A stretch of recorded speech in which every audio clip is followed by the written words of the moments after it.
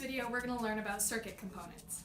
So generally, what you'll be using to build a circuit are wires, a multimeter, a battery, a tiny little light bulb, a switch, and a motor. But what exactly do these components do? A battery is a source of energy. It converts chemical energy to electrical energy. A light bulb is a load.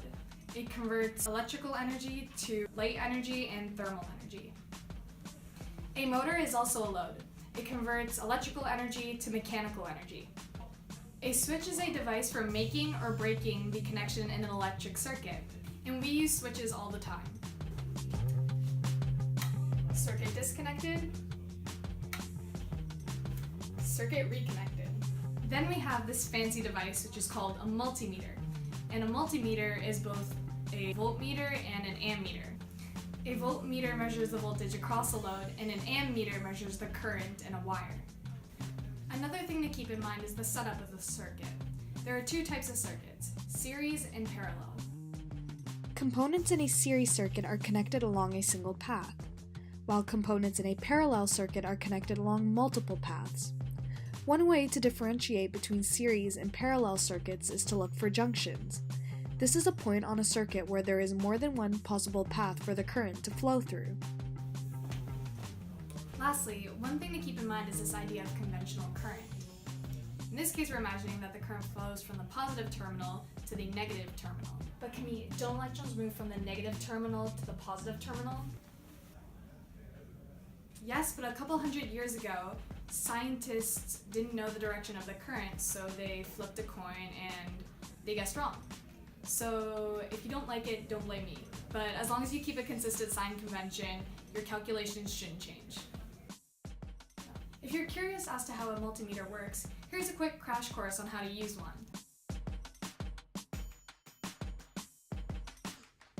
At the bottom of the multimeter, there are 3 ports for 2 wires. The middle, black one is called the common port and will always have a black wire attached to it. If you want to measure voltage, you'll plug in the second, red wire into the right port.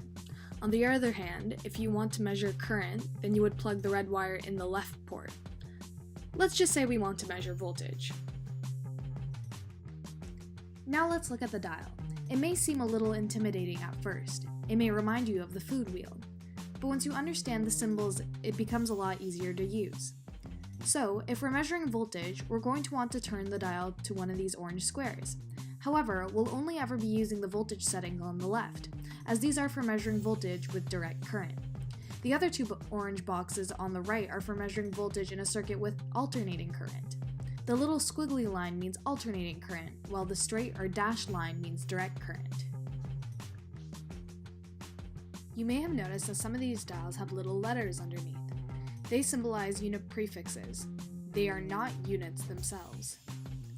For example, M stands for milli, which means that this is the 200 millivolt setting. Since there are 1000 millivolts in 1 volt, this is equivalent to 0.2 volts. So how do we know which voltage setting to use? Well, when using a voltmeter or an ammeter, you always want to turn the dial to a measurement that is slightly greater than the one you expect to measure. If you picked one that was smaller, it would be like trying to measure the length of a car with a ruler. However, if you picked a setting that was much larger, your measurement would lack precision, and it would be like measuring the length of a car with a measuring tape that only had kilometer markings. Last but not least, when you're measuring voltage, you always want to attach the voltmeter in parallel, that is, across the load.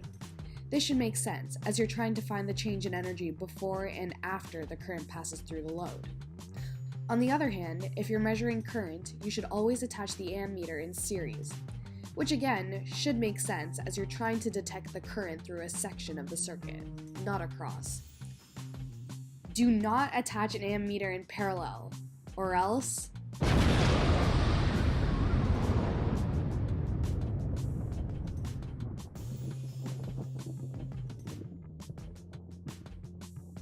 Don't say I didn't warn you. I hope you got all that.